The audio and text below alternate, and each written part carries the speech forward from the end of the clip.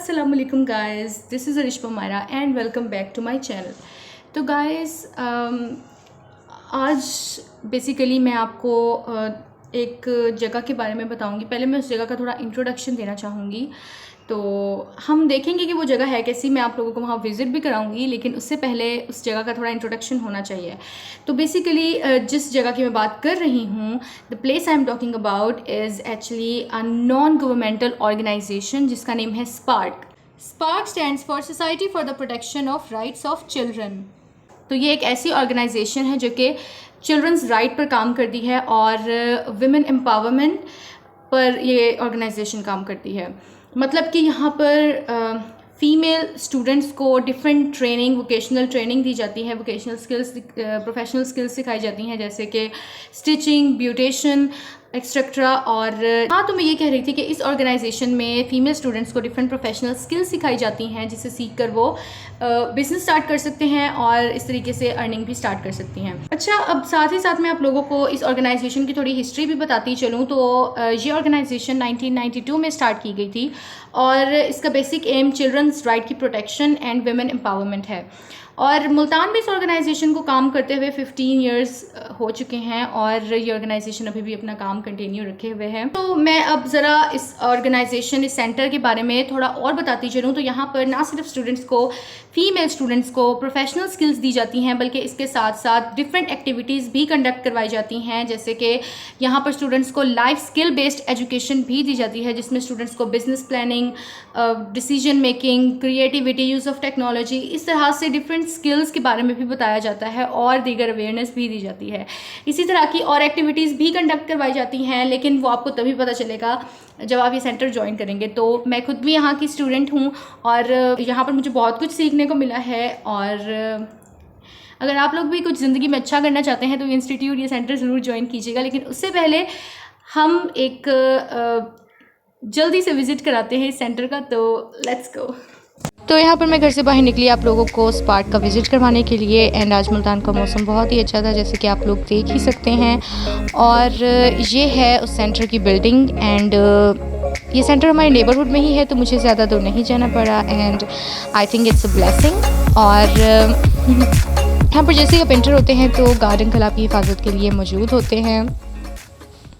तो इसके बाद मैं पहुंच गई एक क्लासरूम में, जहां पर मैम स्टूडेंट्स को कटिंग सिखा रही थी। और साथ ही साथ मैं बात करती चलूँ स्पार्क के एनवायरनमेंट की, तो यहाँ का एनवायरनमेंट भी बहुत अच्छा है और यहाँ के रूम्स भी वेल वेंटिलेटेड हैं। और इसके साथ साथ यहाँ पर छोटे बच्चों को ट्यूशन्स भी दी जाती हैं, जैसे कि आप लोग देख ही सकते हैं। इसके साथ साथ अगर मैं टीचर्स की बात करूँ तो यहाँ के टीचर्स भी बहुत कोऑपरेटिव हैं। इसके बाद मुझे स्पार्क के एक स्टूडेंट से बात करने का मौका मिला, जिसने मुझे बहुत इंस्पायर किया और जिसकी स्टोरी ज़रूर आपको भी इंस्पायर करेगी। अस्सलाम वालेकुम, मेरा नाम सारा है, मेरा ताल्लुक़ मुल्तान से है। मैं इस इदारे की स्टूडेंट हूँ। मुझे यहाँ पर 4 माह हो चुके हैं। हमारे घर के हालात बहुत ख़राब थे। अब मैंने अपना बुटीक भी खोल लिया है और अर्निंग भी स्टार्ट है और मज़ीद न्यू डिज़ाइनिंग सीख रही हूँ। मैं ये कहना चाहती हूँ कि अगर कोई लड़की यहाँ पर अपनी फाइनेंशियल प्रॉब्लम्स ठीक करना चाहती है और ज़िंदगी में कुछ बनकर दिखाना चाहती है तो इस इदारे को ज्वाइन करें। शुक्रिया। तो इसके बाद मैंने उस दिन एक LSB सेशन भी अटेंड किया और आज के दिन का टॉपिक था सोशल राइट्स। तो आज कौन वॉलंटियर से पहले कहेगा सर मैं बताती हूँ, मेरे ख्याल में जो ना समाजी हकूक ये हैं, कौन से हकूक हैं वो। इसी तरह के और भी बहुत से इंपॉर्टेंट टॉपिक्स के लिए वीक में 3 डेज़ ये LSB सेशंस कंडक्ट करवाए जाते हैं, जिसमें स्टूडेंट्स को बहुत अवेयरनेस मिलती है। इसके बाद मैं पहुंच गई पार्लर की क्लास में, जहां पर स्टूडेंट आई मेकअप कर रही थी और मैम उन्हें गाइड कर रही थी। मैंने ये भी ऑब्ज़र्व किया कि स्पार्क में स्टूडेंट्स की learning ability as compared to other students ज़्यादा है। वो इसीलिए बिकॉज़ यहाँ की मैम्स अपने स्टूडेंट्स के लिए फ्रेंडली इन्वायरमेंट क्रिएट करती हैं ताकि उन्हें सीखने में कोई मुश्किल दरपेश ना आए। इसके बाद मैं एक और क्लासरूम में गई, जहाँ पर स्टूडेंट्स हेयर स्टाइल बना रही थी और वो हेयर स्टाइल काफ़ी अच्छा लग रहा था और मैं भी क्यूरियस थी, तो मैंने पूछ ही लिया। वाह, ये हेयर स्टाइल तो बहुत अच्छा लग रहा है। ये हेयर स्टाइल है कौन सा?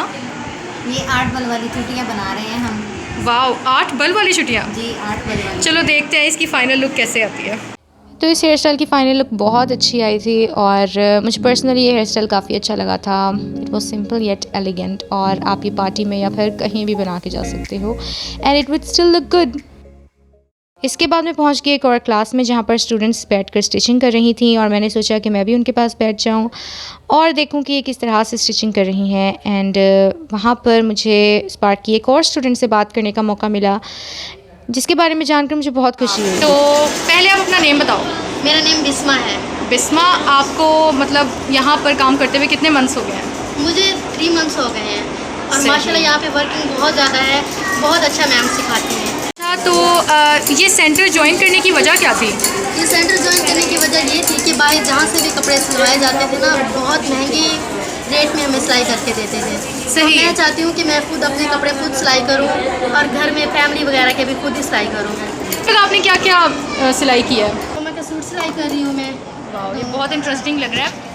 ये क्या फ्रॉक है या फिर कमीज़ है? कमीज़ है ये। सही। तो ये आपने सारी आपने सिलाई की है? जी जी, खुद ही सिलाई की है। सही, वाओ। फ्यूचर प्लान्स हैं, आप आगे जाके क्या करना चाहोगे? जी इंशाल्लाह इसी तरह सेंटर बनाऊंगी, सिलाई सेंटर। बिस्मा का ये फ्यूचर प्लान ज़रूर पूरा होगा because when you are determined to do something तो वो चीज़ ज़रूर पूरी होकर रहती है।